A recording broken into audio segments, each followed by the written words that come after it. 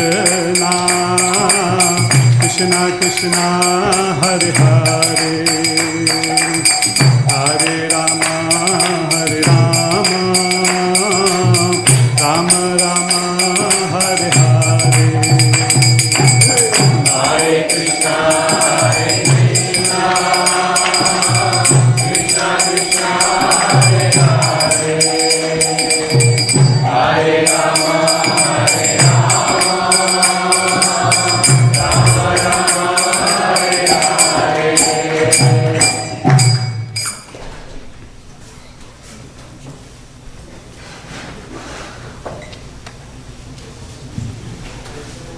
Let all of us offer our prayers to our acharyas.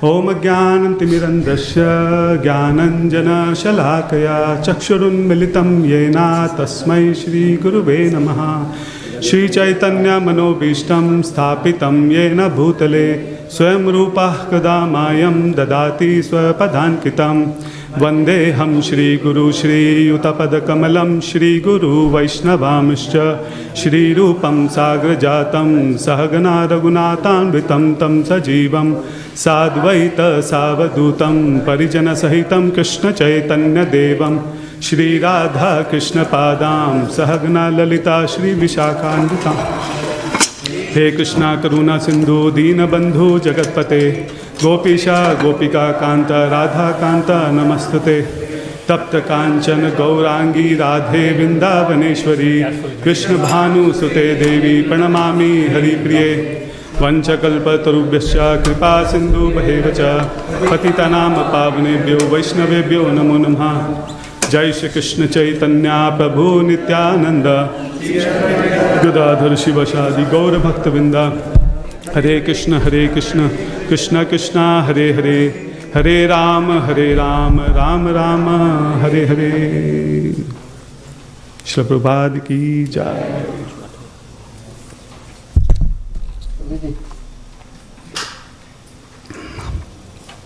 First of all, I offer my humble obeisances to our founder Acharya of his International Society of Krishna Consciousness, His Divine Grace A.C. Bhaktivedanta Swami Maharaj Srila Prabhupada ki jai, Shri Radha Madhav Hari ki jai, Shri Nitai Gaur Hari ki jai, Srinaji Gopal ki jai, Jagannath Baldev Subhadra Maiya ki jai, Sitaram Lakshman Hanuman ki jai, Giriraj Govardhan ki jai, Tulsi Maharani ki jai. Hare Krishna. 2.54. Hare Krishna. I welcome everyone to Shri Radha Madhavari Dham, and I also offer my humble obeisances to the feet of all the assembled devotees here. Please bless me so that I can carefully recall and repeat Yathamathim Yathashrutam whatever I have heard from senior devotees about this very important section of Bhagavad Gita. So today we are going to discuss Bhagavad Gita, chapter number 2, verse number 54 to 72. How many of us have read Bhagavad Gita? At least a little bit before, few chapter, few verses. Okay. Some of devotees behind, just very quick recap. So we are discussing Bhagavad Gita and we are taking each section in every Sunday feast class. So far we have discussed chapter number 1 and we have discussed chapter number 2 until verse 53. So in chapter number 1, actually Arjuna is giving different reasons that why he cannot fight. At the battlefield, he had an emotional, breakdown, and he realized that he cannot fight with his relatives, his brothers. So he gives different reasons that why he cannot fight. Second chapter, in the start, he gives few more reasons that why he cannot fight. And then from 2.11 till 2.30, Krishna talk about the Sankhya Yoga. A very basic fundamental knowledge that how we are different from this body. Soul never dies and body cannot be saved. This is the essence of these verses, 20 verses. And then Krishna talk about the Karma Kanda section, because earlier Arjuna was also concerned that if he kills his relatives, he may have to go to the hell. And then Krishna, teaches Arjuna that if you do your duty, irrespective of whom you are killing, you will not go to hell, but you will go to the heaven. So that is a Karmakanda section. And then after that, Krishna also talk about from 39 to 53, Krishna talk about the Buddhi Yoga. Basically, Krishna talk about the Nishkam Karma Yoga there. How you should do your duty irrespective of the result of your karma. So now here, after this, actually Arjuna get a curiosity that Krishna is talking about Nishkam Karma Yoga. So he wanted to know how that devotee actually is, who is situated in this Nishkam Karma Yoga platform. Who is the perfect devotee? The devotee who is perfectly situated in the Krishna consciousness. And this is very much, all of us can relate to.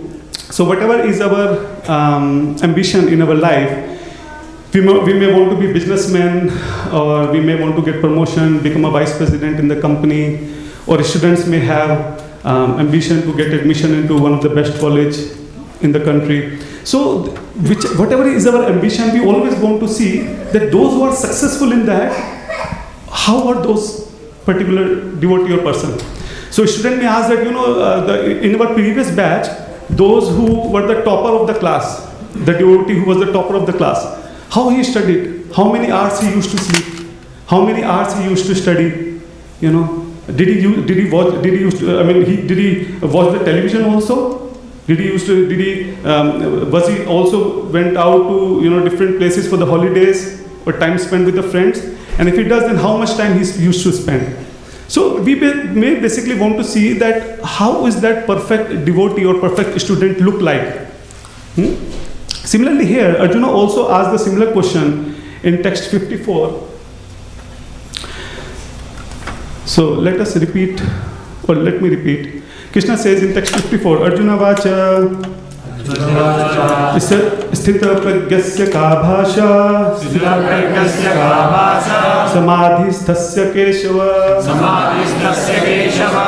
sthiti thi kim prabhasheta sita vrajeta kim. So Arjuna asks, O Krishna, what are the symptoms of one whose consciousness is thus merged in transcendence? How does he speak? What is his language? How does he sit? How does he walk? Now here, actually in Bhagavad Gita or in general in our Shastra, a lot of acronyms used, So when when Arjuna is asking, how does he sit, how does he walk? He literally doesn't mean that how he walk. He means something different. So for example, we can say that this person has a very big heart.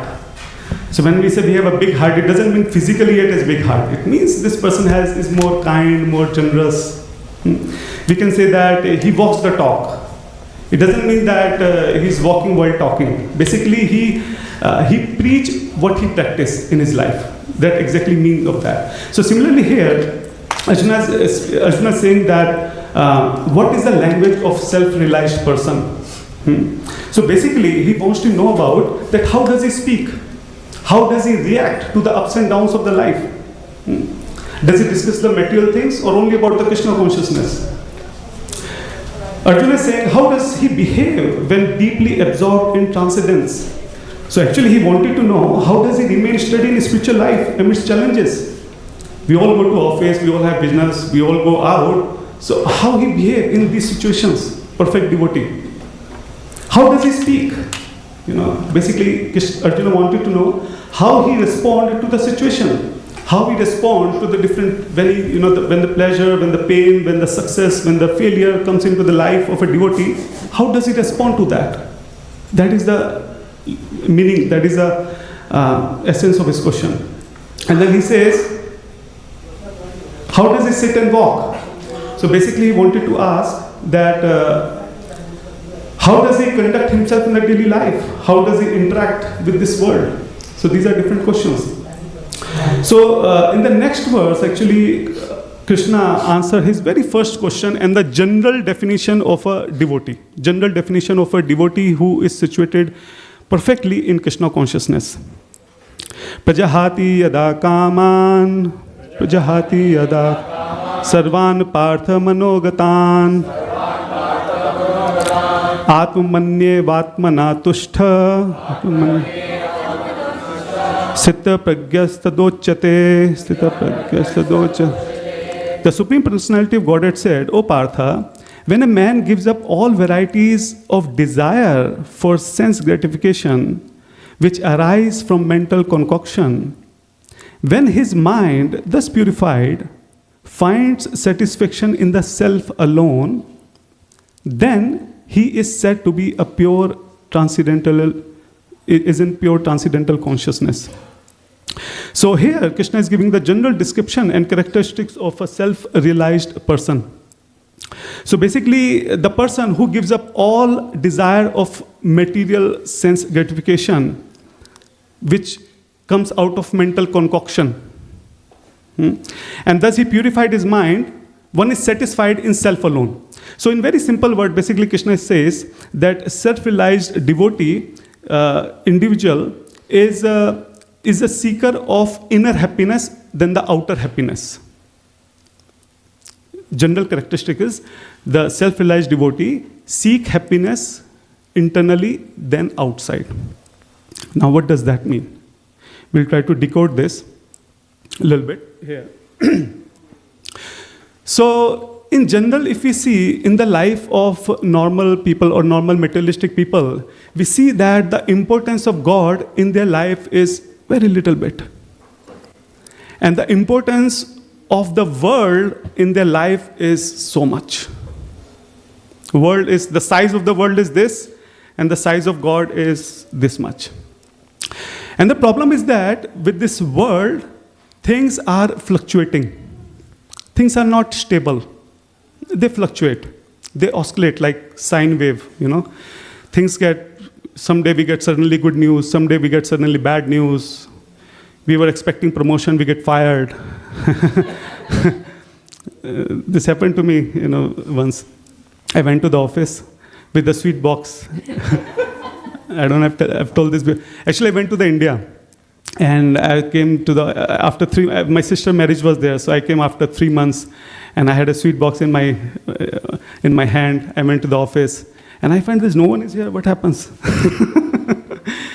And then I called one of my friends, and then he told me, oh, you don't know? Didn't you check your email? I said, my sister's marriage was there. Why I would check emails?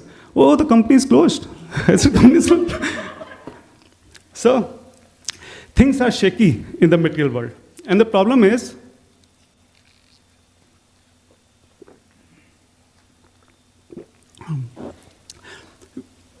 if we associate with this material world, because these having these sine waves and ups and downs, happiness and distress, we also feel same kind of emotions of happiness and distress, because this world has so much of importance in our heart.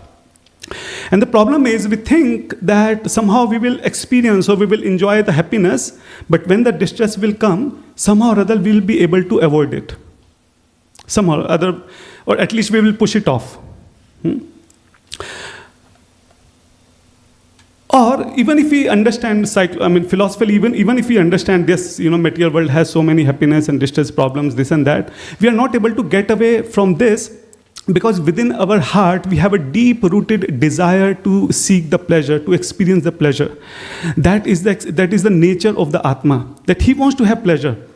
And because God doesn't have so much of importance in our life, we are not driving pleasure from Krishna or from God or from our spiritual life. Somehow or other, we have to get pleasure from the material life. And in the material life, things are not stable. And that's why we experience good and bad. Famous verse, what is that? Matra spashastu konteya sitoshna sukha dukha agma paino anityasam titikshasva bharata. Krishna says, the happiness and distress is like summer and winter season.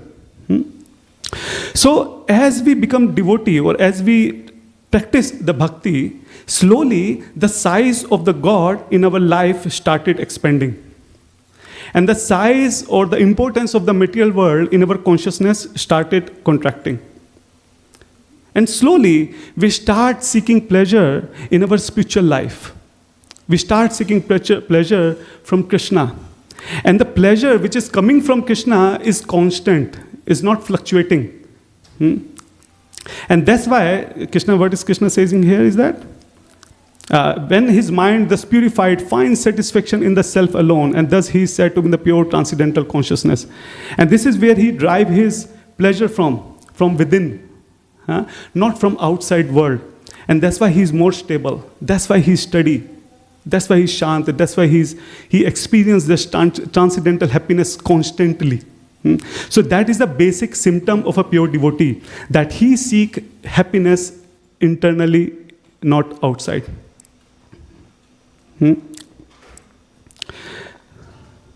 One more word was important here. Yada kaman sarvan partha, yada kaman.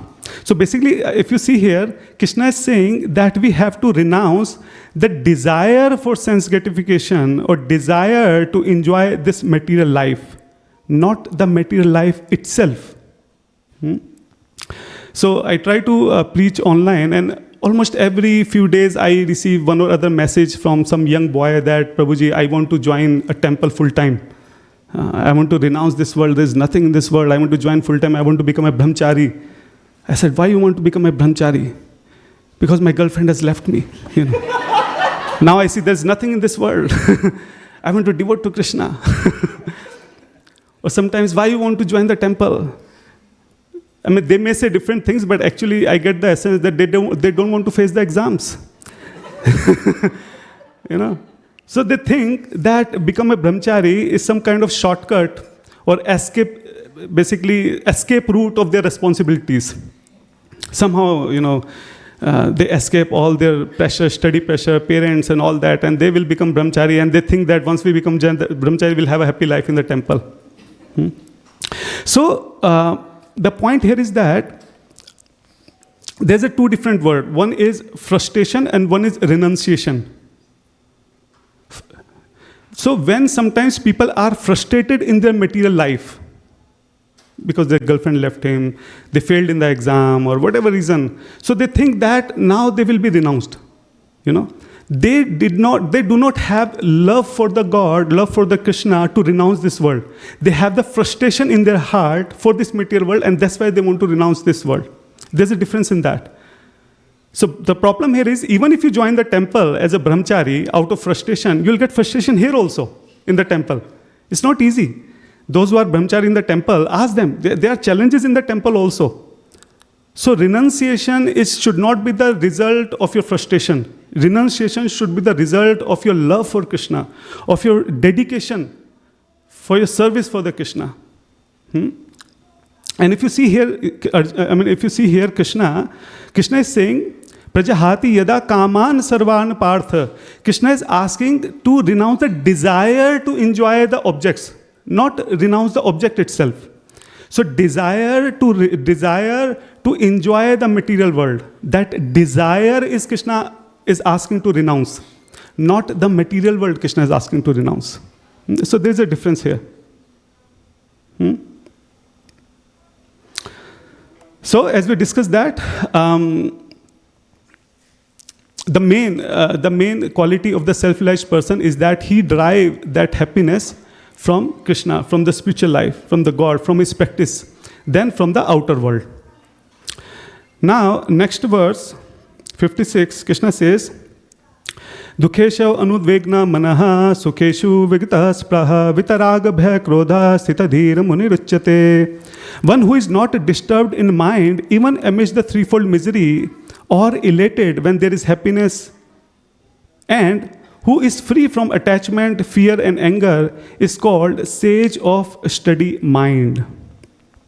So basically here Arjuna is asking, Arjuna asked in the 54th verse that how does he speak? And here, and his basically the meaning of his question was that how does the intelligence and word respond to the affection, anger and neutrality of this world? So one thing we need to understand is that speech is very important. Speech is something, the very first thing we can experience when we see the devotee.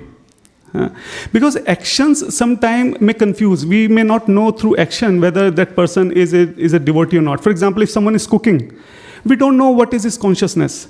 He may be cooking for the Lord, for the pleasure of the Lord. Or he may be cooking, thinking that, I and my family will enjoy this feast, So by just looking at action, sometimes it's difficult to see that whether this person is actually devotee or not. But when that person speak, the way he speak, you can immediately understand that what is the level of his consciousness. So if someone is too much worried about his promotion, his job change, I hear sometimes from the devotees that, Prabhuji, I have this new job and I'm really, really worried about this and that. It's okay to get worried about this and that, but if someone's consciousness is too much absorbed in these material things, so when he's speaking, you can understand that what is the level of his consciousness. So speech is very important. That's why Arjuna is also asking, how does he speak? And Krishna also understands that speech is important here. Huh? And then Krishna says, Vita raga bhaya krodha. Now this is also very important. Rag, bhaya and krodha. Rag means desire, the attachment. Bhaya means fear. And krodha, anger. So if we see, in general, if you see the materialistic person, he always have desire to accumulate more and more things. Rag, attachment, desires. I want to get bigger house, bigger car, better job, promotion, better children, better home, better this, better this. So there's always tendency to acquire, rag. And there's always a fear of losing whatever we already have. There's always fear of losing my current job, my house, my children, whatever we have in our life. There's always a fear that anytime anything can happen and I can lose whatever I already have. And if any of these things doesn't happen, for example, if you want to get something, if I want to get a new job or whatever, promotion, whatever, and if I do not get that, then I get the anger, krodha, that why I didn't get this. Or if I lose something which I already have, I get the krodha, that why I lost something. Few days back, out of nowhere, I don't know why I logged into my Bank of America account, which I generally don't do. And somehow I realized that there is constant debit from my account. $300, $400, $700, something. I immediately get krodha, that what is this? And there was some Chinese website. I don't even know the name of the website. I have never visited that website. So there's always an anxiety of fear of losing, whatever we already have. I immediately called customer care. I said, what is this? I've never used this website, this and that. So they filed a complaint. And eventually they also returned the money. But the point I'm trying to say here is that out of nowhere, I just logged into my account and I see that suddenly the couple of thousands of dollars have been debited, And so the point here is that we always, in general materialistic people are always in fear that we may lose anything at any time. And if we lose, we get the krodha. If we want to get something we do not get, we get the krodha. So Krishna says that devotee is free from these kind of desires, these kind of fears, and that's why he doesn't have desire and fear, and that's why he doesn't have krodha also, he doesn't have the anger also. So devotee understand that this world is real and the next world for which we are aspiring is also real.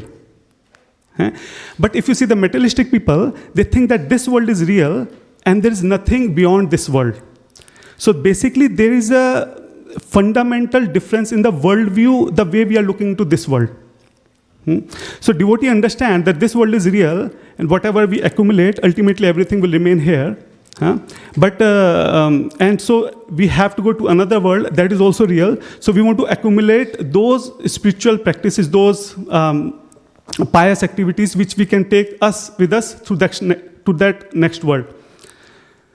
But if you see the materialistic people, they don't have any understanding of the next world.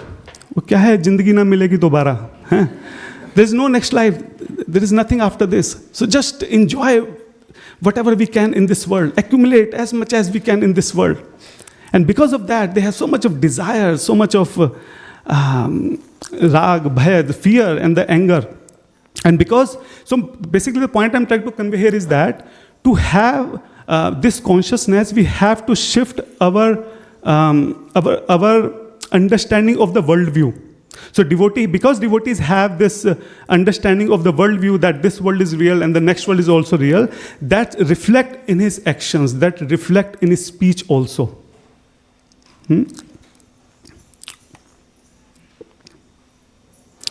And another point regarding speech is that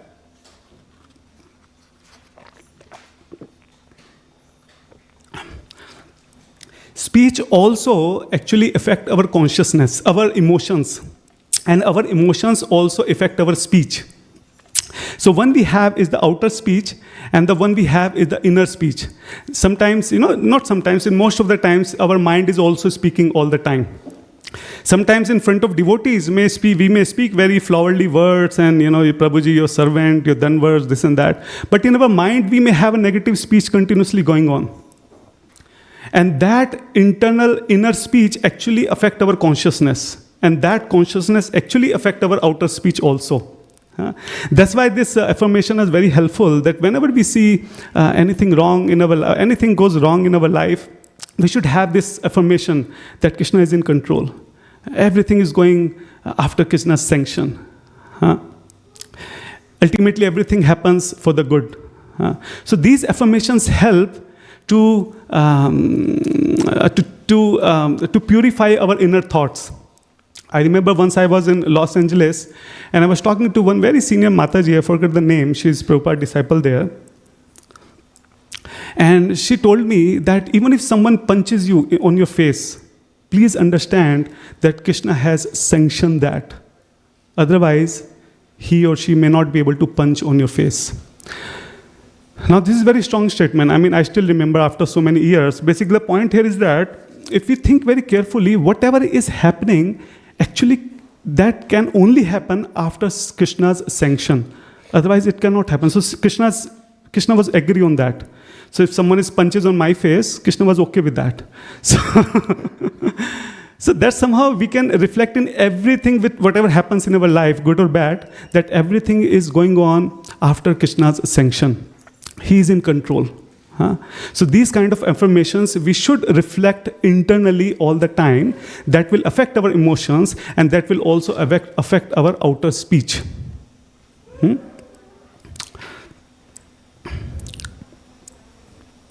So we were in the 56.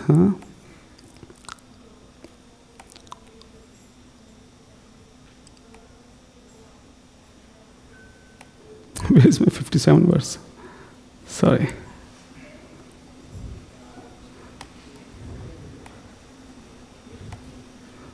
Okay, basically this was 56 and 57. Sorry about that. So now, let's go to 58th verse, where Krishna says, one who is able to withdraw his senses from sense objects, as the tortoise draws his limbs within the shell, is firmly fixed in Krishna consciousness.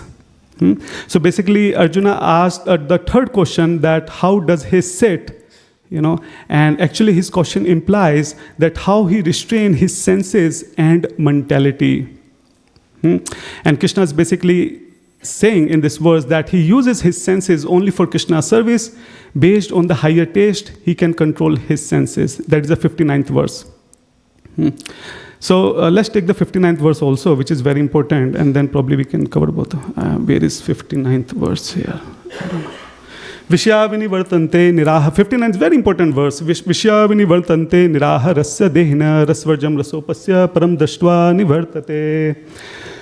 Though the embodied soul may be restricted from sense enjoyment, the taste for sense objects remain, but ceasing such engagements by experiencing a higher taste, he is fixed in consciousness.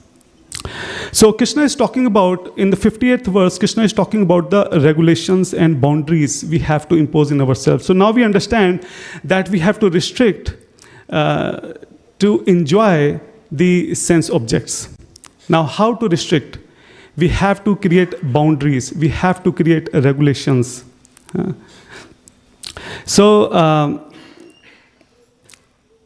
So basically the idea of boundaries is that boundaries are essential for managing temptation and weaknesses. If we all have temptation, we all have weakness, we accept that, right? So we cannot let our senses out of control to enjoy the sense object. We create boundaries, like all parents create boundaries and regulations for the children also, what can and cannot be done here. So in general, if we see, we have the social boundaries. So for example, socially, by the law or by the government, we can drink, but we cannot drink and drive. So that is a boundary which government has created. Similarly, government or our culture, our tradition has created some boundaries. You can have relationship, you cannot have physical relationship, for example, before the marriage, once you get married, because there's a natural attraction between man and woman. So this is a boundary have been created. Okay, you get married and then you can have relation. So this is the boundary, this is the regulations which have been created culturally, traditionally. Similarly, government also create boundaries. But the problem is that they don't create boundaries or regulation to practice bhakti, because no one cares whether you practice bhakti or not. In Mahabharata, when Krishna was fighting with Kauravas, he was not fighting because Kauravas were not practicing bhakti. He was fighting because they were creating the disturbance in the society. Now, whether Duryodhana practice bhakti or does not practice bhakti, Krishna is not going to fight with him. So this boundary or this regulation we all have to impose on ourselves, that what can be done to regulate our senses, to create these boundaries. So I heard long time back, I heard one class from His Grace Chaitanya Charan Prabhu, and he was talking about the same concept about regulation. And he gave a very good acronym here, which I want to use here in this very good context here. So basically, Arjuna, for example, in this verse, Krishna is giving us the analogy that the tortoise withdraws his limbs into the safe zone. Tortoise withdraws his limb within the shell so that no one can hurt him in the safe zone. Similarly, boundaries help to create us the safe zone to reduce our temptation. So acronym he gave is the CAST, C-A-S-T. C is for category, A is for accountability, S is for space, and T is for time. So basically the idea is that how we can create boundaries using category, accountability, space, and time. Now, what does that mean? So when we create category that, okay, these are the particular things I'm not going to do no matter what. So for example, when we take initiation, we take the vow that we are not going to indulge into 4 regulative principles. What are those 4 regulative principles? No meat eating, no illicit sex, no intoxication, no gambling. So no matter what, we have clear guidelines, we have clear category, this is something I'm not going to do. Now, when we have this category, when we say no to the entire category, it simplifies our decision making. It simplifies us to take the decision. And it also reduces the mental agitation. Because our mind gets agitated when we get more options. When we have less number of options, we have clear guidelines, this is I'm not going to do, then our mind does not dwell into those things. So for example, in my case, I can say that, I used to be a video game addict when I was in my school, or sometime in the college also. So when I went into the college, I started preparing for the competition exams and this and that. Somehow I did not get to play video game, and slowly I went away from the video game, and then I took a vow that I will never get into video game. Now because I'm out of it, I will not touch video game. It's been more than 20 years. Still, I know I have so much of attraction for the video games, but I make sure that I never install a video game on my mobile, because I know that I have to make a clear boundary here. Because I know if I indulge into this, that wave of that temptation of playing different games can just carry me away. So similarly, all of us need to understand what are the different things in the material world we are tempted to. Which can take us away from our devotional life. And can we put into the category that I will not do this? Do you want to share what are categories you may feel in your material life, which you think that can tempt you against your devotional practice?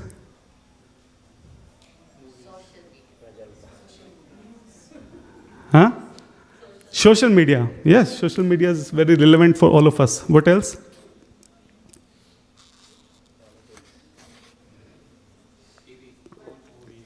Politics. What else? TV. Very good. What else? Sorry? Workaholic. Okay. So category means something which I will restrict entirely. So for example, social media also, when we say social media, we cannot put social media into the category that I will never use social media until I really mean it, because it's difficult. And that's why exactly that's where the next point comes, is the accountability. Accountability means that we should be accountable. If something we cannot reject completely, at least we should be accountable for ourselves, or we should assign someone to be accountable for us. For example, our spouse or our friend, that they watch us and make sure, and they ask us that, how much time you spent on your social media, and you tell them, and they can help you come out of it. So that accountable person, again, it depends on to whom we choose the accountable person. It should not be too much hard or too much soft, So my point here is that a category is something which we can completely, entirely reject. And if we know that something we cannot completely, entirely reject, at least it should be accountable. Sometimes people they go for the shopping and they have no idea how much money they spent in the shopping. So they should be accountable that how much money I'm going to spend. Husband should ask wife that how much you're planning to spend, or the wife to the husband. So there should be someone accountable for that. The third thing Prabhuji said is the space. Space means that create the space between us and those things which are coming in our devotional life. So for example, we can say that I'm not going to use my phone. Phone is in my category. But we know that this is not practical. I have to use my phone. So let's create a space between us and phone. What does that mean? That means create some kind of resistance between us and using the phone. So for example, we can keep our phone, there used to be landline phones some time back. So let's use our phone like a landline. Let there be a place in our home where we will be keeping our phone. And every time we want to use our phone, we have to go to that room, use our phone, and put it back and go to the different place. Now, if you have your phone on your hand and if you have japa beat on your another hand, there's a possibility that you may think, oh, there was some urgent message was about to come. Has he sent many message? Or, what is the score? Or what is the stock price or whatever.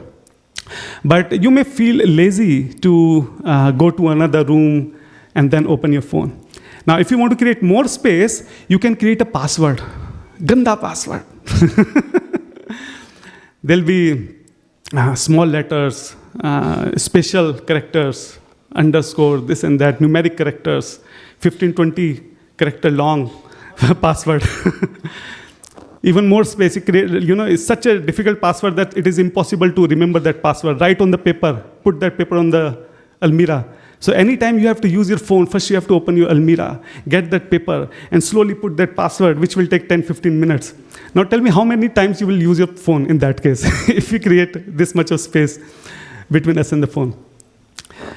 So the point here is that whatever is actually tempting us in our devotional life, create a space, because our mind is lazy, right? So use that, you take advantage of that. We know that we are lazy. So this is one way of taking advantage of our laziness. We know that our mind is lazy to picking up the phone and putting this long password. So this is how we can use positively our laziness in our spiritual life. And the last point is time. Basically, the creating boundaries with the time. Decide the time that I'm going to use my phone only for 10 minutes, social media only for 15 minutes, let's say. And there are so many applications now that you can restrict your time in those applications. And if you use your phone for social media, let's say for 15 minutes, after that, it will switch off all of your application, Instagram or YouTube or WhatsApp or whatever. And then you can only use after next day. So you can apply those settings, those applications to restrict or to create boundaries between us and social media or any of those things which is actually creating difficulty in our spiritual life. Now, the point here is that there are some superficial desires and there are some deep-rooted desire. So, for example, we may have desire, let's say, to eat pizza. But it's not like the whole day I'm thinking about when I will get a chance to eat pizza. It's not the deep-rooted desire. It's a superficial desire. If I get into some home program, some temple program, I may see pizza, I get desire, then I can eat it. Otherwise, it's okay. We have so many different desires. They're not very strong, not very deep-rooted desires. So these kind of desires, actually we can control using the boundaries. But sometimes we have very deep-rooted desires. Sometimes we contemplate on those desires. And it's difficult to continuously convince ourselves or stop ourselves from doing those activities. And this is where this next very 59th verse comes, where Krishna says, Vishyavani vartante niraharasya dehina rasvarjam rasopasya param dashtva nivartate. So Krishna basically here is saying that we have to develop the higher taste. Once we have the higher taste, we can give the lower taste. We cannot restrict ourselves for the rest of our life. It's difficult. The more natural way of doing this is that if we develop the higher taste, without restriction, without boundary, we can give the lower taste. So for example, some of us may have been indulged in those 4 activities before becoming a devotee. We may be eating non-veg or whatever, or having different, or maybe drinking or whatever, But now after practicing bhakti for these many years, now how many of us still have desire to eat that non-veg thing? Absolutely not. Even now, if someone is eating in front of us, we feel very difficult to sit there. And sometimes maybe we used to eat those things, So after practicing bhakti, you develop the higher taste. And with this higher taste, you don't need any boundary or restrictions or regulations to give away those tastes. Because you get the higher taste. That's why Krishna is mentioning here that we need regulations, but at the same time, we also should aspire to taste this higher taste in our life. But we also understand that this higher taste sometimes is not also very easy. Few days back, I was listening Keshava Maharaj. He mentioned very good point. He said actually there are many devotees who left the bhakti movement even after spending 10-15 years. Because earlier in the material life, they used to get the enjoyment in the material things. They used to enjoy with their friends and movies, this and that. And then they aspired to become a devotee. Now they started enjoying the bhakti life, but the enjoyment they're getting in the bhakti life is also actually is the material enjoyment. But that is covered with the bhakti. For example, they may be enjoying music. So actually they're doing kirtan, but ultimately they're enjoying the music. Ultimately they're enjoying when people come to them and say, Prabhuji, you are doing such a wonderful kirtan, yeah, what a wonderful harmonium. Oh, Prabhuji or Mataji, aapne kya cook kara hai, bahut jabardast cooking hai. What a wonderful dressing you did. So actually, these are bhakti ingredients, but these are covered bhakti. I mean, internally we are still enjoying the same thing. We are still enjoying the music. We are still enjoying those appraisals, So the point I'm trying to convey is that after some time, let's say after 5-10 years, all these enjoyment which we are getting in the bhakti also fade away. And then person find himself in a situation where he doesn't have material happiness nor spiritual happiness. And that is very miserable condition. And we cannot be in this miserable condition for long because there is a fundamental desire of the soul to get pleasure. And that's why people left the bhakti movement even after 10-15 years. So my point that I'm trying to convey here is that all of us should make a serious endeavor to get this higher taste if we want to continuously practice bhakti throughout our life. Now the point here is that this higher taste is also not easy. Krishna doesn't give that higher taste so easily. So what should we do? Should we sit and wait for that higher taste? I mean, what should we do here now? The point is that we cannot directly jump from the lower taste to the higher taste. We have to have some kind of ramp, some kind of bridge between that. And now that bridge is that we have to take some or other service in our spiritual life which we really like doing it. Some higher purpose in our spiritual life. Something for which we can really devote our time, our energy, our consciousness, which we can make the mission of our life. And which can completely fill our consciousness, which we can think about day and night doing that particular service. All of us should have that one particular service in our life. And while doing that service, actually we purify ourselves slowly, and then slowly we'll start experiencing that higher taste. Huh? So, first stage is that understand that we are right now actually seeking the higher taste, and that we can do through the Shastra, through the philosophical understanding. Yes, there's a higher, we don't have experience, but we understand that there's a higher taste, right? But with the satsang, with the devotees, we can engage ourselves into the service. And those services which we really like doing it, which we can really do for the long term. We also understand that two types of service here.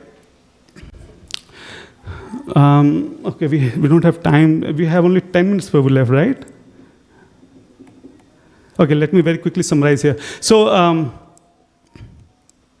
there are some services, for example, which our temple authorities wanted us to do, and we do that. But there should be some service which we really feel that by doing the service, we feel connection with the Krishna. I feel connected with the Krishna. And this is one service which I can really devote myself for the rest of my life. So all of us have a responsibility to find out this service and completely engage ourselves into this service. And this doesn't have to be like, it doesn't have to be a very big service like what Srila Prabhupada did, like creating a worldwide movement, or what Srila Prabhupada disciples are doing. This can be very simple service. This can be service which whatever capability Krishna has given us, according to that, we can think about a service to which we can devote ourselves to. This is a long topic. We'll discuss sometime this later. I quickly want to conclude here that we discussed about the boundaries, but actually if we see, Krishna is talking about the bounds here. Bound with the higher taste, bond with the higher taste, bond with the Krishna. So again, we can take the same acronym, CAST, category, accountability, space, and time, and we think about those activities. Using that, I can come closer to Krishna. So earlier, for example, we created a category that I will not do this activity. Now we can create a category that I will do this activity. Through this activity, I will come closer to Krishna. So I can choose a category. Okay, I will learn the book distribution. I will learn the techniques of the book distribution. I will learn the music. I will learn the harmonium, mardanga, this and that. This is the category. This is something I have chosen, that this is the way I'm going to serve to Krishna. So choose that category.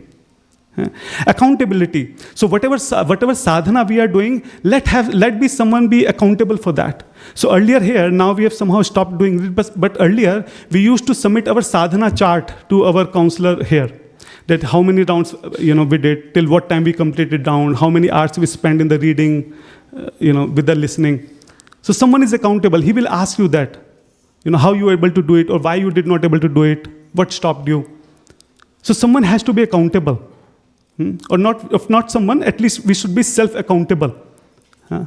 And then is the space.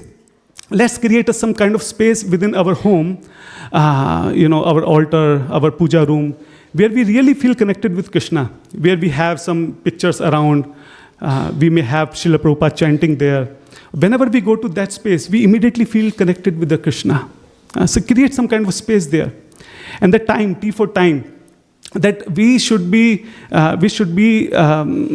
taking a vow, we should be taking a vrata, that this much of time I'm going to spend listening or reading daily, or at least my weekly quota is this much. So basically the same CAST we use to keep a distance from the sense object, the same CAST we can use to remove the distance between us and Krishna and come closer to Krishna. So that is actually the whole essence of these verses. I'm not sure if we will be able to complete all verses. We can at least read those verses. But this is basically the essence, that how we can develop that higher taste. And to develop the higher taste, how we can take the higher responsibility, how we can choose our services, how we can be accountable, how we can devote time for those services, what kind of categories we have chosen, and how we can completely dedicate our life for these higher purpose. And slowly, we can develop that higher taste. So we should not think that, right now we are at the lower taste and suddenly we will be at the higher taste someday. It's a gradual process. And the gradual process, when we are engaged in this higher purpose or services, actually we feel very happy in this very lifetime, in this very conditional state also. It's not like when we will become completely pure devotee, then we will have that higher taste. Actually, in this conditioned state also, we can feel very happy and satisfied if we completely engaged ourselves into this stage, into this service. So let me quickly read remaining verses also. We have only 5 minutes left here.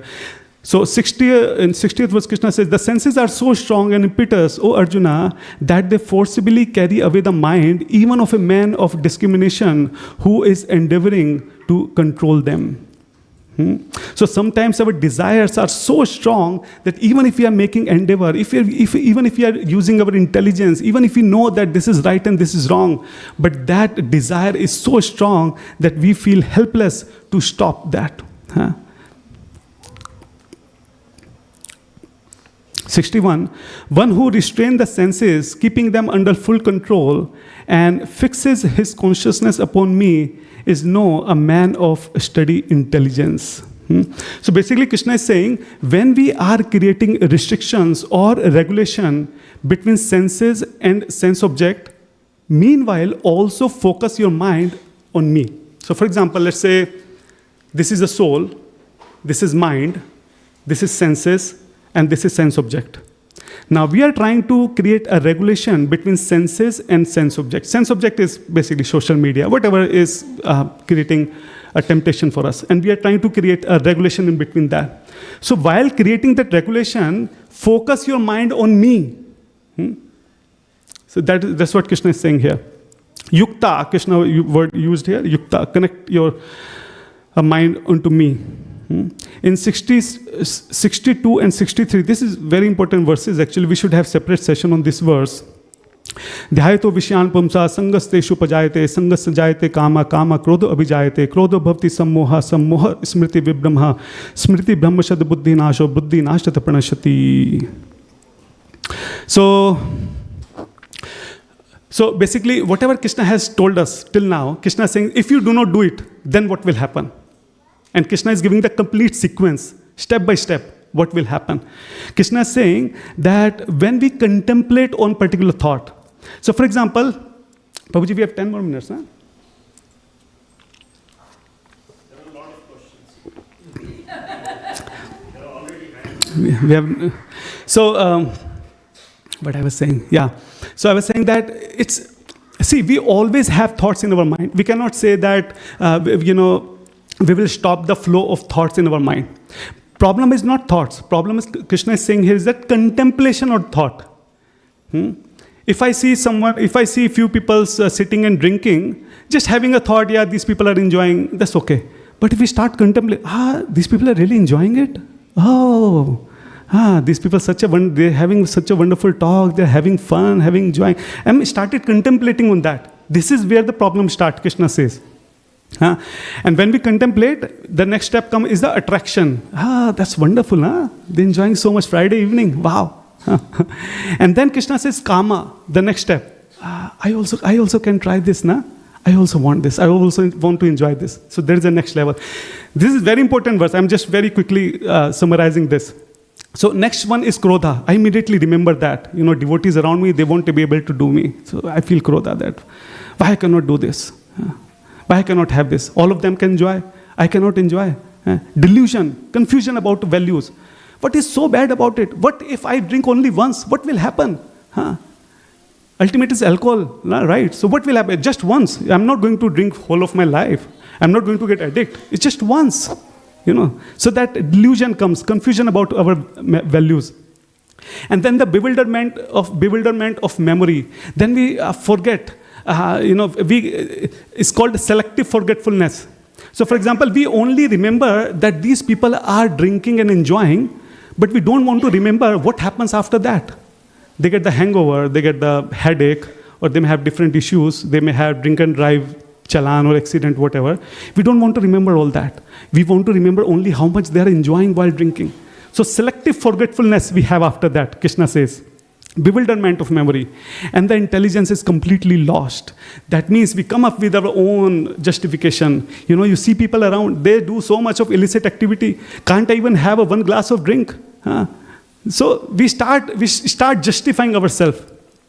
I heard long back that no one can do wrong things while knowing it is wrong. So whoever does the wrong thing, basically, ultimately, first they justify in our mind that whatever they are doing actually is not wrong. And why it is not wrong. Somehow or other they come up with a reason and justify themselves. And then they indulge in the wrong thing. And this is what Krishna is saying here, is intelligence is completely lost. You will convince yourself that why this bad activity is actually is not that harmful. And then the destruction, Krishna says. So in this 62 and 63 verse, Krishna is giving the complete chain of flow, what will happen if you do not follow the instruction which Krishna has given in the previous verse. And then, one second, what is the next verse we have? Verse number 64. 64, Krishna says, but a person free from all attachment and aversion and able to control his senses through regulative principle of freedom can obtain the complete mercy of the Lord. Raga Dvesha, Krishna says that we should not, Raga Dvesha means likes and dislikes. Even when we do services, we have some likes and dislikes. I want to this service, but only when this happened, but only this much, but only on this day. So these are our likes. And we may have some dislikes about our services. So Krishna says, Raga Dvesha, Rag or Desh nahi hona chahiye. There should not be any Rag and Dvesha. There should not be any likes and dislikes. Whatever has to be done in your service. If coming to the temple, we know that there's a jam traffic outside, or there may be some dirty road or something through which you have to go through. It's not like we'll not go to the temple because of this. Even if you dislike it, even if you do not like it, just go through it. Just complete your service, do your service. Krishna says here. And then he says, able to control his senses through the regulative principle. And then Krishna says that, see, one thing also we need to,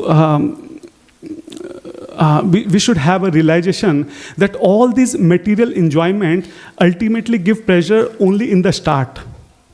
After that, that pleasure which we are getting from these material things actually diminish. And ultimately we get this later only to get the relief. So for example, those who drink, it's not like they're always getting pleasure while drinking. Initially, when they started drinking, they used to get some pleasure. But slowly, that pleasure actually started diminishing. And slowly, their body is craving so much of the alcohol that after drinking, it's not like they get pleasure, just they get the relief from that craving.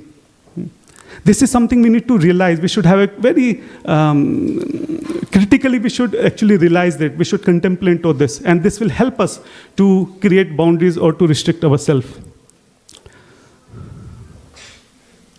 And then in the 65th verse, Krishna says, for one thus satisfied in Krishna consciousness, the threefold miseries of material existence exist no longer.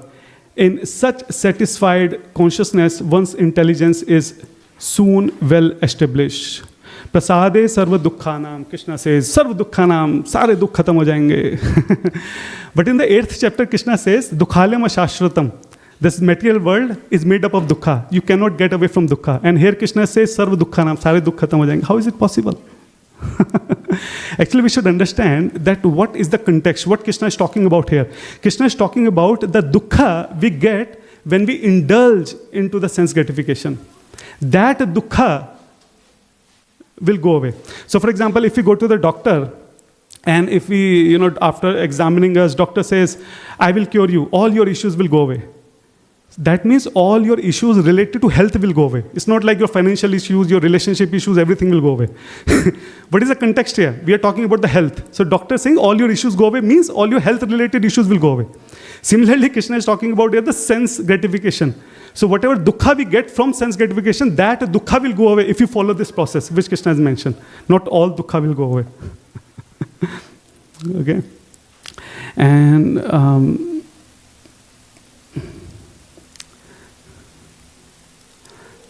And Krishna says, one second, prasanna chetaso hashu, prasanna chetaso. Actually, being happy in the bhakti is also very important. Once I was hearing one class, long time back, and we all heard that Prabhupada said, chant and be happy. So there are two meanings of it. One is chant, and because you chant, you will be happy.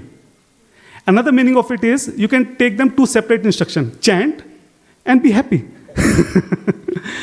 So the point here is that we have to cultivate this practice of being happy in the bhakti. If we are not happy in the bhakti, that means actually there's some problem somewhere. We are not practicing bhakti properly. And also, we don't have time, but very quickly, this is very important. I wanted to convey here is that what I have experienced, that sometimes some of us, we set very high standards of bhakti in front of people. So when people come to us, come to the bhakti movement, come to the temple, they want some kind of belongingness. They feel that, I want to get accepted here in this group. They may or may not follow those higher standards. But if we keep those higher standards as a standard that everyone has to follow, they may be in the guilty. Sometimes even I see that people, devotees take initiation, and after initiation, they may not be able to follow those very high standards. And even they are in so much of guilty that they even stop coming to the temple. Now just imagine a situation that new people are coming to the temple without hesitation, but the devotees, initiated devotees are not coming to the temple because they are in so much of guilty. They feel that if someone will ask them what will happen, what I will say, So all of us need to understand that all of us are having a separate journey toward Krishna. All of us have the previous karma, previous life. All of us have our own pace through which we are going to Krishna. When we say in this very lifetime, we can go back home, back to Godhead, that may not be applicable to everyone. And it's not need to be. If someone is having his own pace, let it be. At least let he or she move toward the Krishna with whatever pace he or she trying. Let them not feel guilty of not following particular standard. Be happy and let remain other happy. So, again, I have to quickly move forward here. This is a very big problem actually in devotee circle, because whatever standards they are following, they think that everyone should follow at least this, In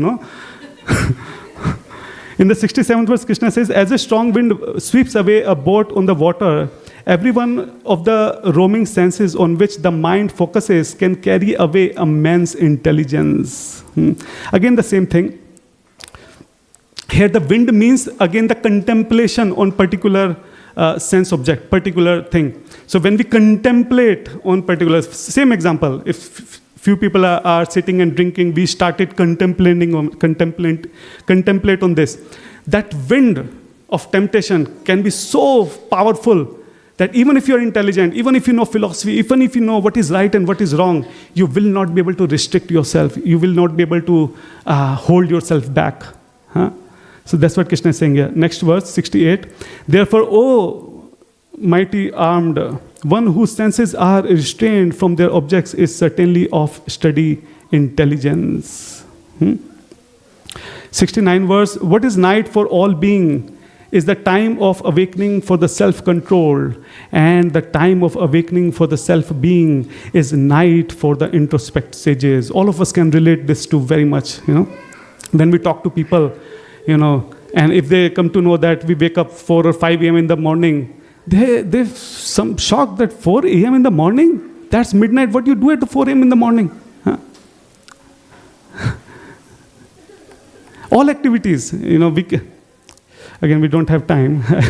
Let's move forward. 70th verse.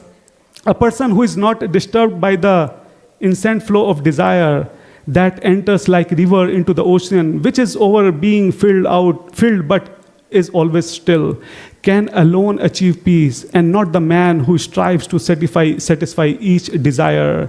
So basically here, Krishna is comparing the ocean with our size of consciousness. The point is that Krishna is saying that the size of our consciousness should be so big because there will be so many temptations will come. These temptations are like a river. And when river enter into the ocean, it doesn't affect to the ocean. So when we go out to the world for the job, for the business, when we go to the outside world, different boardings, different people, different things there can be so many temptations coming into our mind. But if the size of our consciousness is as big as ocean, it will not change into the intention of indulging into it. It will enter into the ocean and just our consciousness will remain calm. And the concluding verse in 71, Krishna says, a person who has given up all desires for sense gratification, who lives free from desire, who has given up all sense of proprietorship, is devoid of false ego. He alone can attain real peace. And second, 72 verse, Krishna says, that is the way of spiritual and godly life, after attaining which a man is not bewildered. If one is thus situated, even at the hour of death, one can enter into the kingdom of God. So, basically, again, if we just want to conclude everything what we have discussed today, the 19th verse, the point again is boiled down to the same point, that all of us should have the higher purpose in our life, and that higher purpose should give us the direction of towards that higher taste, and also give us the urgency within our mind, that I have to reach to that taste within this lifetime only. And we should have the long-term goal that one day I will achieve that love of Krishna, Krishna Prema. But in the medium term, we always have that one particular service we are so attached to, we can dedicate our life to. And while doing that service, we can actually experience some higher taste within this life, within this conditional stage also. So this can be concluding or essence of all these 19 verses which we discussed. Actually, each of these verses can have a separate session. There's so much to discuss about each verse. And I'm sorry for being so technical. I'm realizing it's, I don't know, anyway. Thank you so much for tolerating me here. Thank you.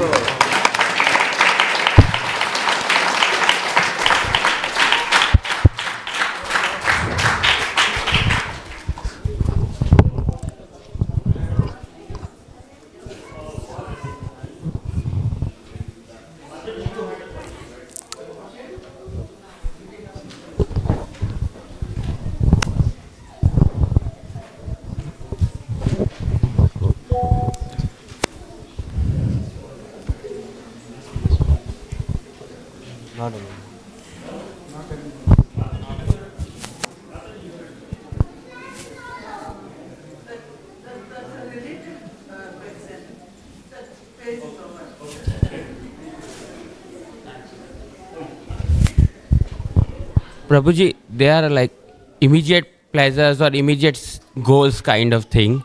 And then there is like long-term things ki I have to be a devotee and do bhakti and higher goal, higher purpose.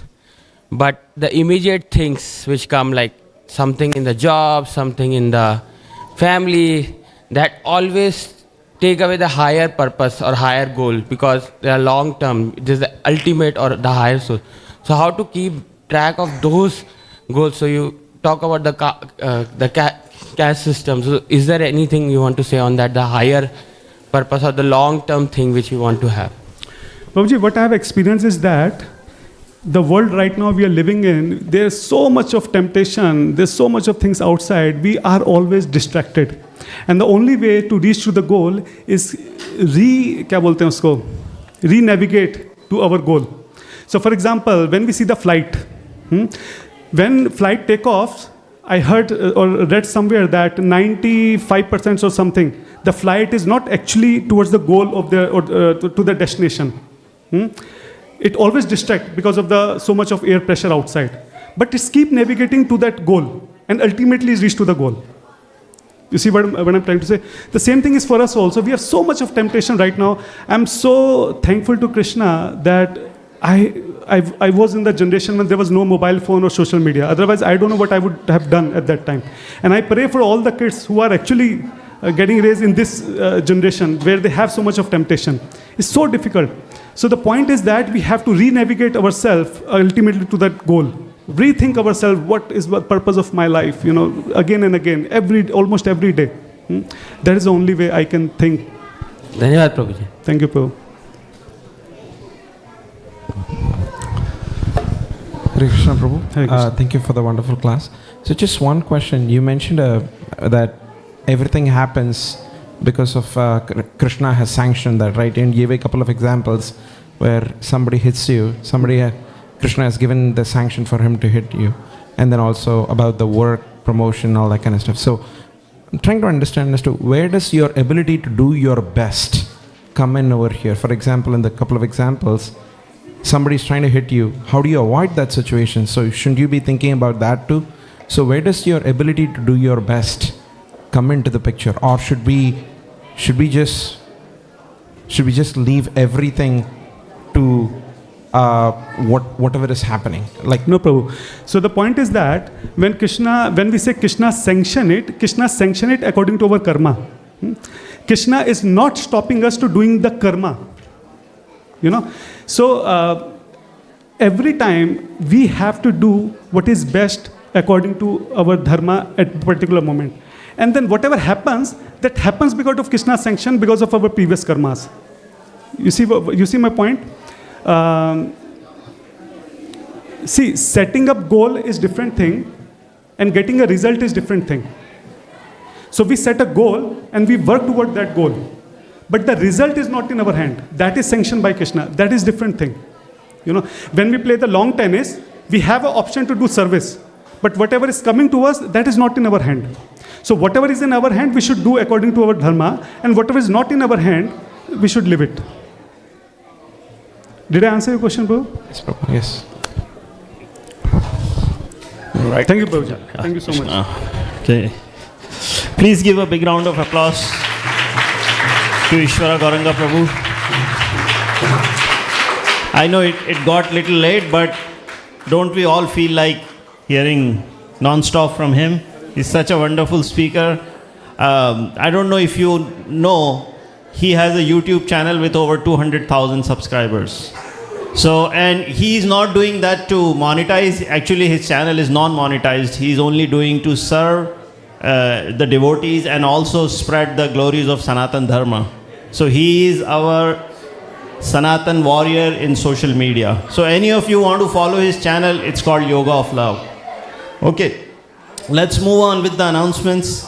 Tomorrow we have a very important day.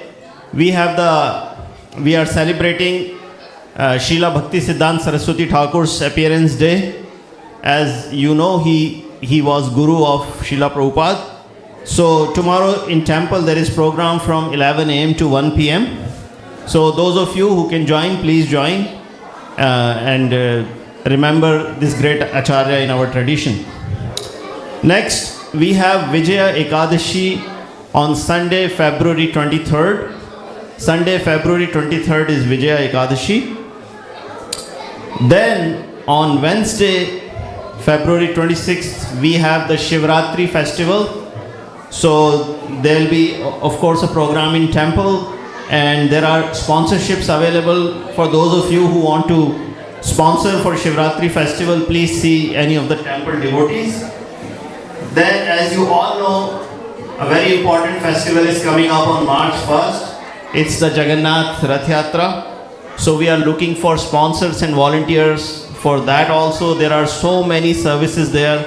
So any of you who want to serve in Rath Yatra, please see any of the temple devotees. There is a volunteer sheet, you can sign up.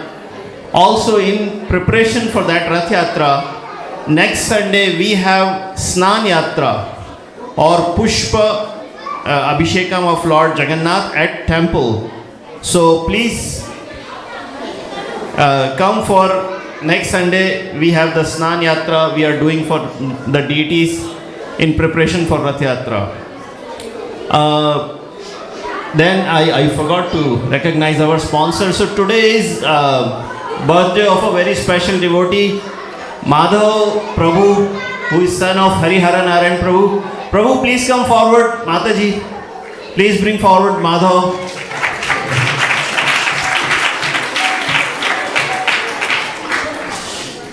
So this, as Prabhu was saying, you know, we may not all have the higher taste and we have to do with what taste we have, but this little boy Madhav, he has the highest taste. He loves Prabhupada, right Madhav? Can you say Hare Krishna? Hare Krishna. Where is Prabhupada? Can you show us now? Yeah? So he is always offering flowers to Prabhupada. He is very attached to Prabhupada deity and he goes there. So here we have a very special devotee of very special parents.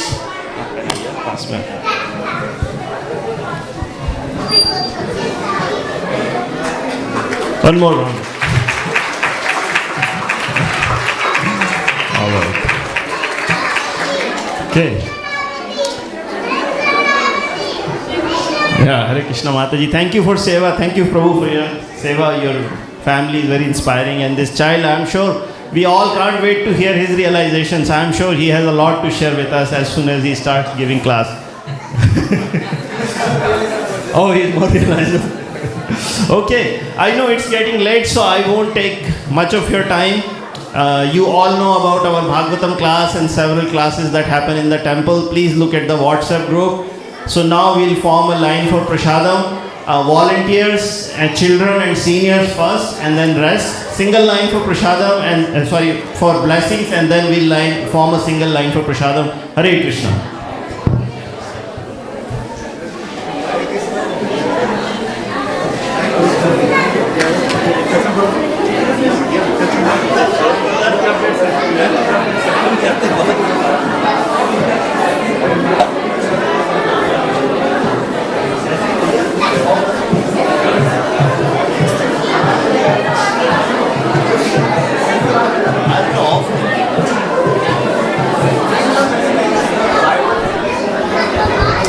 महाप्रसादे गोविंदे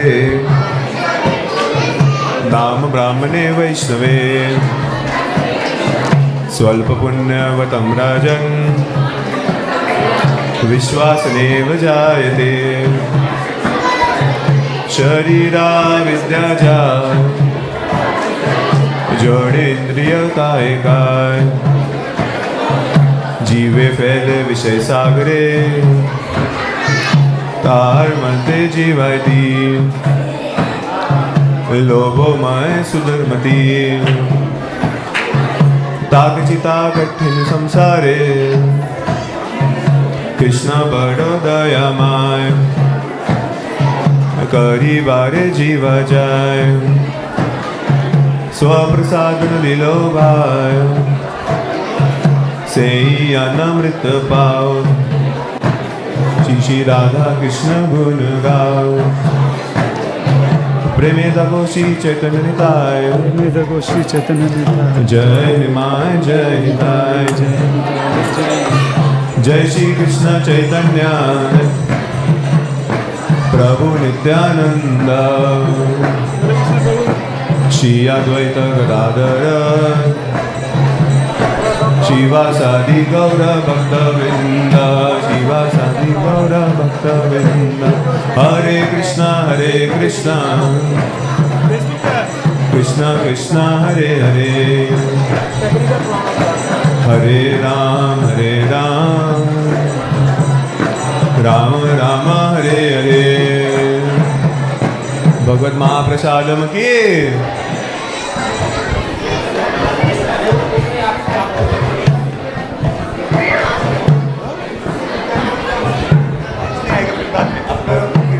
हमारा आता रहता है harmonium दे दो आप चालू तो मोहित प्रभु थोड़ा आप जाओ हाँ ठीक है ओके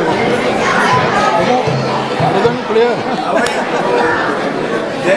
नहीं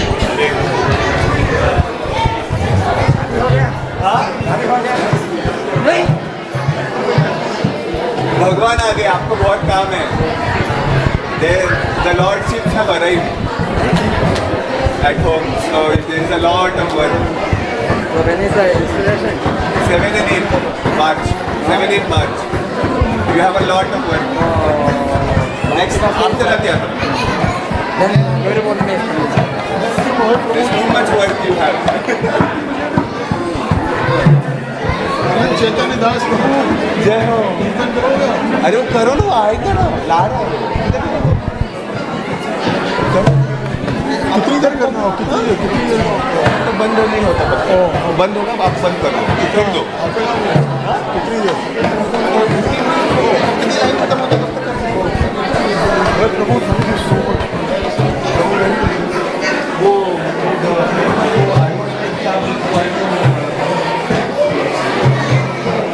external happiness मैं उधर ही बोल रहा हूँ या फिर इधर ही बोलता हूँ इधर से लगा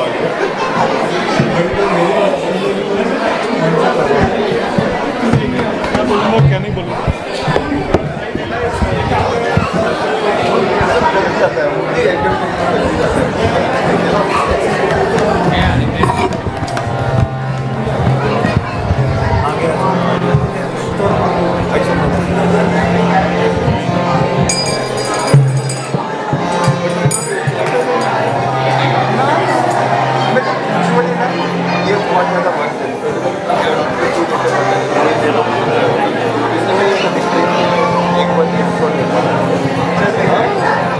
अभी हरे कृष्णा के अलावा भी कर सकता हूँ कवर भी कर सकता हूँ तो अब मतलब तो मेन पॉइंट तो अच्छा मतलब वो सबसे मतलब आपने भी बोला वो बात मतलब बहुत सारे पॉइंट बट वो मतलब वेरी रेलिवेंट है ऐसा 10 साल में छोड़ देते वो बहुत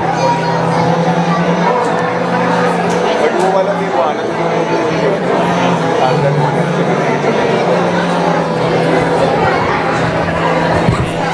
हरे Krishna Krishna Krishna Hare Hare Hare Ram Ram Ram Hare Hare Hare Krishna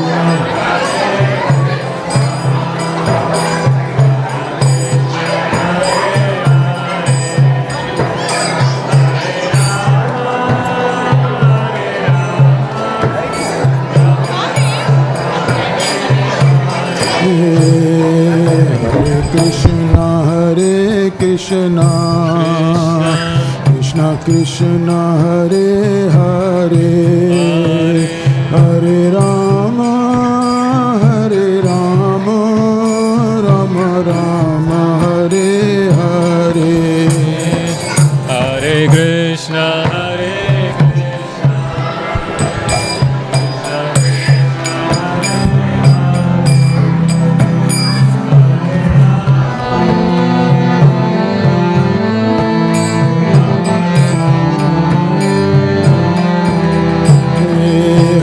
Krishna Hare Krishna Krishna Krishna Hare Hare Hare Rama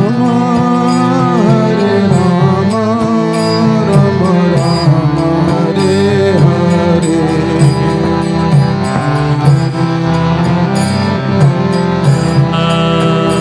Krishna Krishna Hare Hare Hare Rama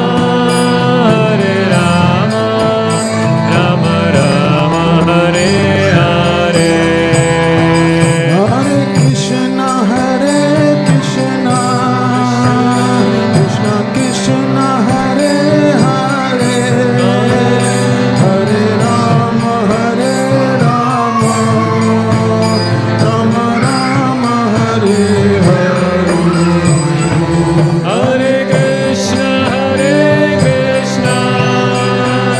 Krishna Krishna Hare Hare Hare Rama Rama Rama Hare Hare Hare Krishna Krishna Krishna Hare Hare Hare Rama Rama Rama Hare Hare Hare Krishna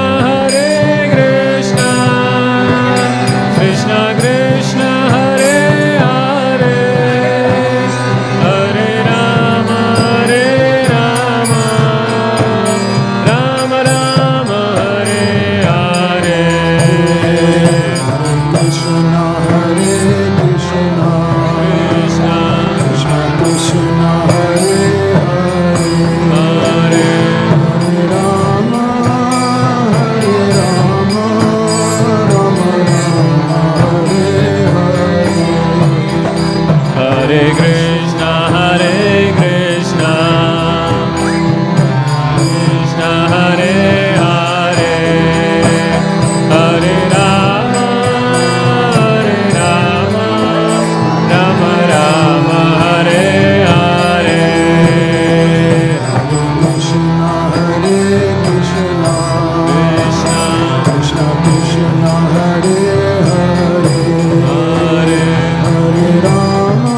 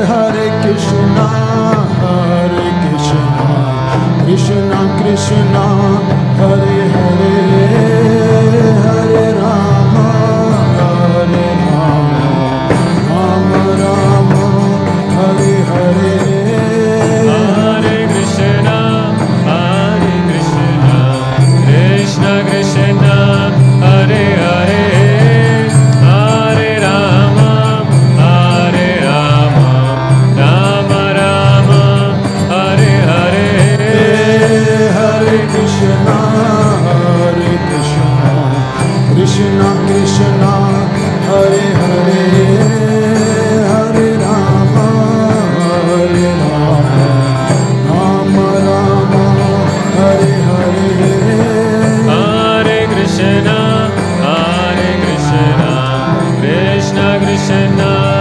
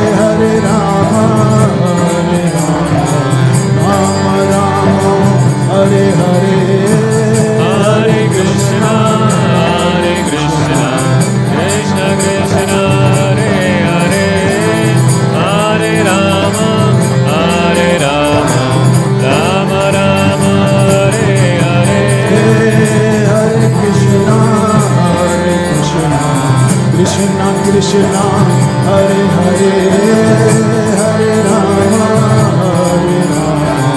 Rama Rama Hare Hare Hare Krishna, Hare Krishna, Krishna Krishna, Hare Hare, Hare Rama, Hare Rama, Rama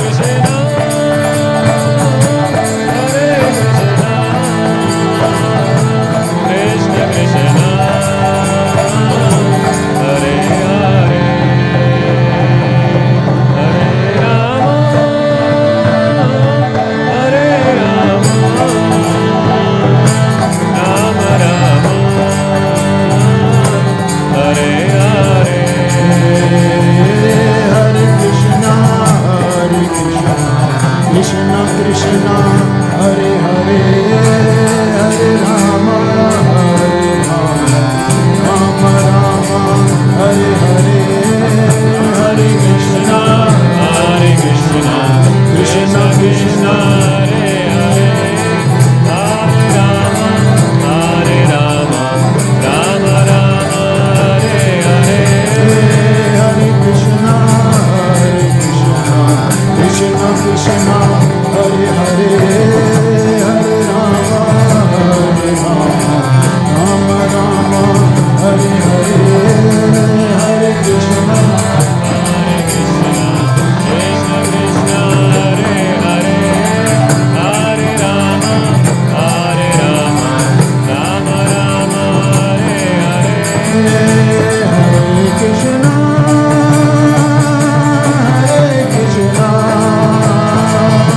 Krishna Krishna Hare Hare Hare Rama Hare Rama Rama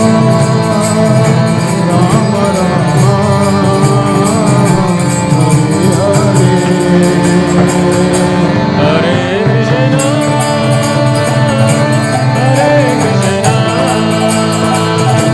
Krishna Krishna, Hare Hare, Hare Rama, Hare Rama, Rama Rama, Hare Hare.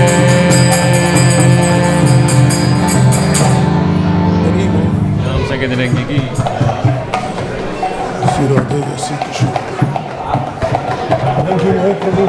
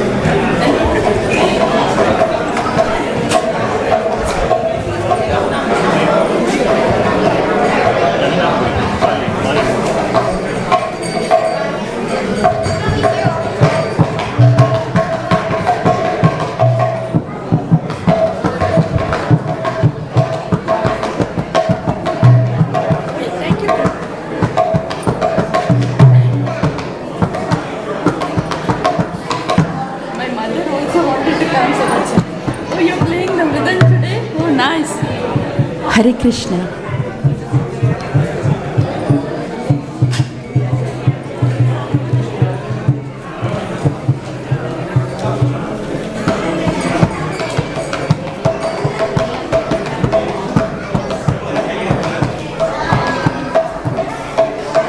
Hare Krishna, Prabhu.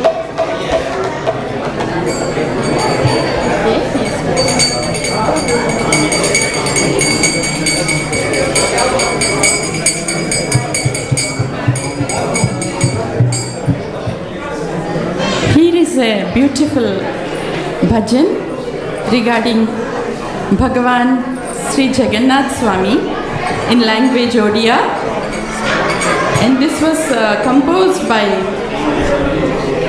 Bhakt Salabega.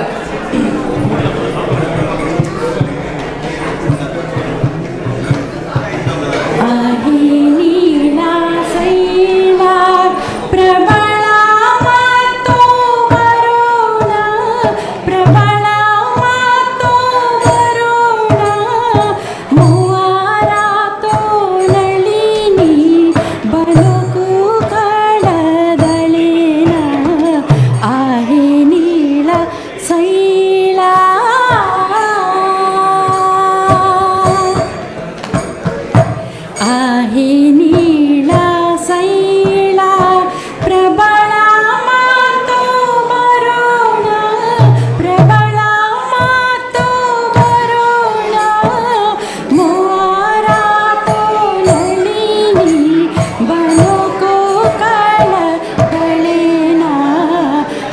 आहे नीला सैला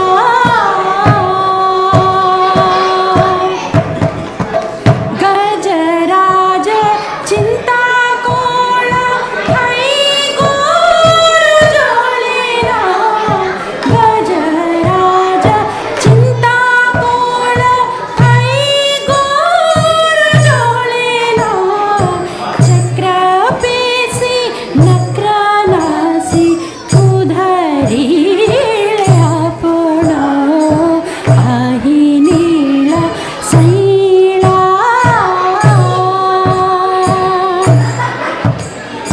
गजराज चिंता कोण हई गोर जोळेना चक्र पेसी नक्रानासी उधरी आपण आहे नीला सैला कुरु शोभा तोळे सोणी द्रौपदी जोडोना कुरु शोभा ताळे सोणी द्रौपदी जोडोना कोटी वस्त्र दे लज्जा कोल भरोना आहे नीला सैला काही साला वेगाहीना जाती रे माझ्या बोन काही साला वेगाहीना जाती रे माझ्या बोन श्रीरंभा चरण तळे करू आज जोडोना आहे नीला सैला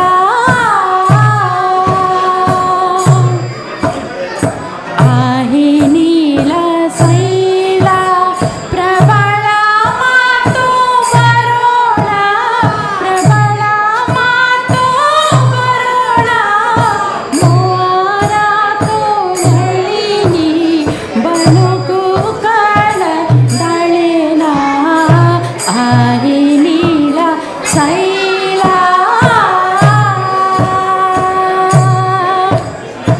आहे नीला सैला प्रबळ मातो बरोणा प्रबळ मातो बरोणा मोरा तो नळिनी बनकू कळ दळेना आहे नीला सैला आहे नीला सैला प्रबळ मातो बरोणा प्रबळ मातो बरोणा मोरा तो नळिनी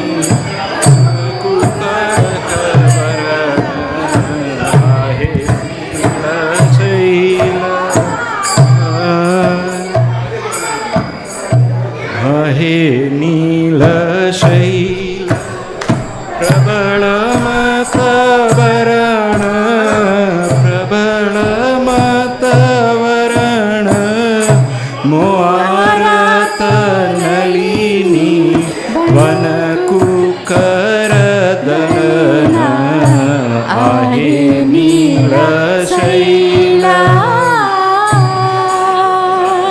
गजराज चिंता कळी हाई घोरे जलन गजराज चिंता कळी हाई घोरे जलन चक्र पेसी नक्र नाशी उद्धरील आपण आहे नीला शैला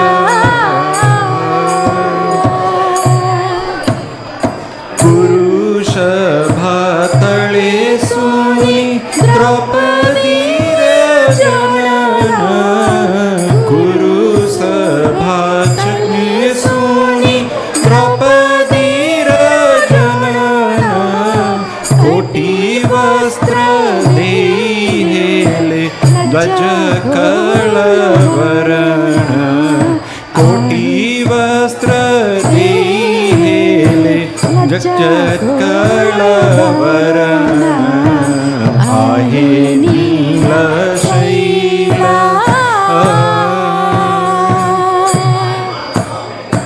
काहे साळ बेगजीन जाती रे मुजवन कहे साळ बेगमून जाती रे मुजवन श्रीरंगार चरण तळे पासुचीर शरण आहे नीलशैला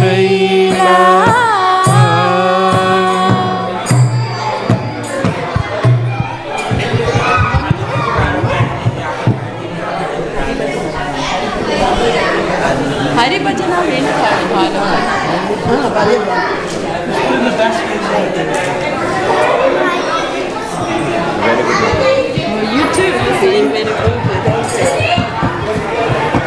Here is an abang by a Santvani by Sant Sohirabanath. Sohirabanath.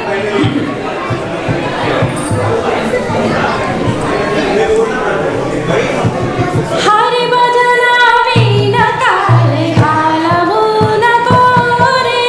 Hare bhajana veena kale galavu na kore. Hare bhajana veena kale galavu